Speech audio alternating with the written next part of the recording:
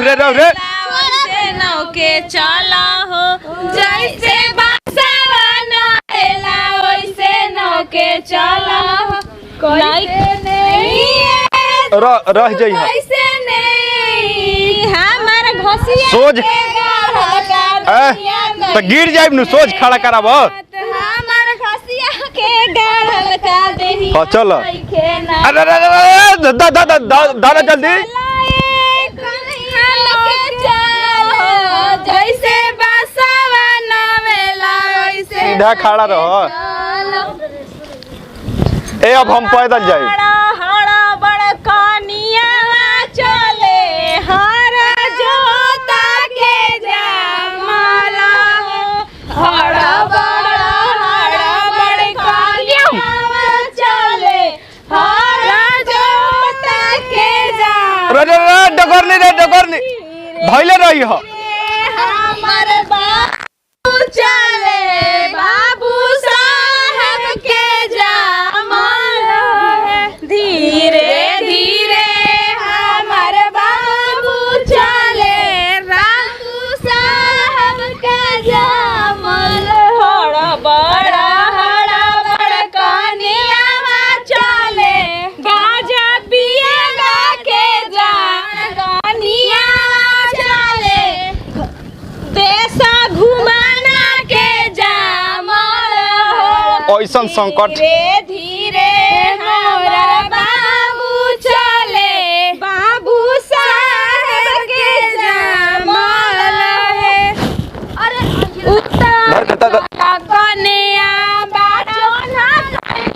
उतर चला कन्या काजो ना कइलू उतर चला रहू गली गली डाली चढ़े आइलू उतर चला चोना लइलू उतर चला दुल्हन हम ना जाइब आही तो नहीं का कहतन जी कब एले मरते दौरा में डेग डलवैले बड़ लो बुझाता कि हेने गिरनी तो हेने गिरनी और साई मेहरारू वाला कहाई में हट हम टांग के ले जाता नहीं हट हैं टांग के ले चले जी टांग के ना ले जाए के टांग के ना ले जाए के हैं हां तो ना तेजी बका हैं मेहरारू के चले चल कौन तो खर जोतावा के जामल कह तड़ुलो कहन जे ना हां कह बड़ाई होता मौगी के बुराई नहीं सुना अच्छा कर चल चलेगा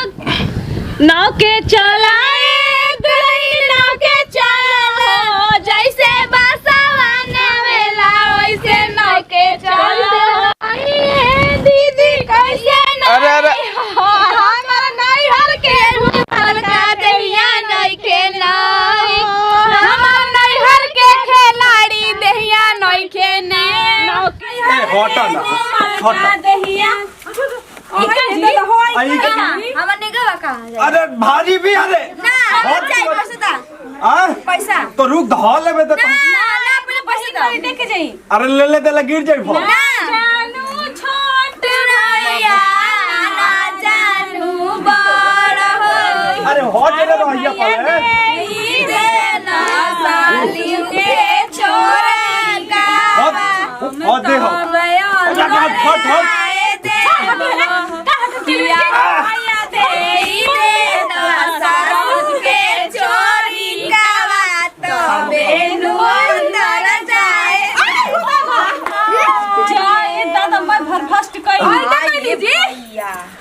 रुको अब कनेवा के कहे कि हम भी गिरे वाला रहनी हम उतार देनी पैसा देवे के चलते चोना लावता है आज कोनो चोना ना लगी है बारह रात भर खड़ा रहो कमनी हो बुझा तो पेटवा उस चुगुल पेट में दर्द हटा सब ओए देखो ना कमन लहरी के लागे वाला आज कमन लहने लगे एक कने और राती खाली खइलो हूं नहीं खे का है हम नहीं की जानो ससुरारी गरी तो साली सरत पूछलिए जे ना खाए के एने मटवा एने ना का है बी हां तारे के सूट किन के ले दे ना ऐसे क्या फुसिलिया मत फुसिलिया हमरा चाहिए पैसा कौन दिमाग लगाई आ नहीं खे तो जाए दे मौगी के मंगलसूत्र निकाल के दे दी हां हम मेहरारू का अपना खूब बढ़िया से पापा ले कोई के बनवाईनी चोरैले रहो तो तू घूंघट उठाइबे मत करी है चोरैले रहा रात भर दिन भर दुआरिये पे रहिया चोरैले रहा पकिटिया में से निकाली कोई चोरी कला गा गा रे छुटिया ना जानू ना जानू छोट भैया ना जानू बड़ भैया एहो भैया दे देता सासू के चोरी कावा तबे नु अंदर जाए देबो किया हो भैया दे देता सासू के चोरी कावा तबे नाही जानू छोट देवर नाही जानू बड़ दे ए देवर हो दे सरहज के चोरी कावा तबे नु एकदम प्यासा लागल बा बाप हो बाप। ई का हो गइल जी? अरे तनी पानी ले आओ पानी। अही तो पानी लिए दो। अरे तनी पानी ले आओ। अरे बहिन तनी पानी ले बाप। पानी ले ले से चुका नहीं दुखा समझता हो अही तो हर लोग मजाक लगा तो जाना होनी पानी ले आओ। गिर जाई तब छोड़ दो। अही तो ढेर खाली बन का जी पछ बना दो ना गैस बनैले बन पस ना। ई न लिए का जी पानी बढ़िया ले खा ले लेके आई बाप हो बाप। दिमाग लगा तनिया तका ओ कितना बुझाता कि हमरा घरे चावल उतर गेल बा। चलो आओ रुको रुको उतरे ना तू वही में रह। आओ अरे ले जी पी ली आई हो दादा तारे लो आई हे तो भीतर पानी आता है ना आई तो बड़ी और का जी आज को नए थी रच देलो नाक पर चढ़ा निकला घुस गनी हां ड्रामा अरे पेटावा रे पेटावा पेटावा बुझाता जान गली सकार है।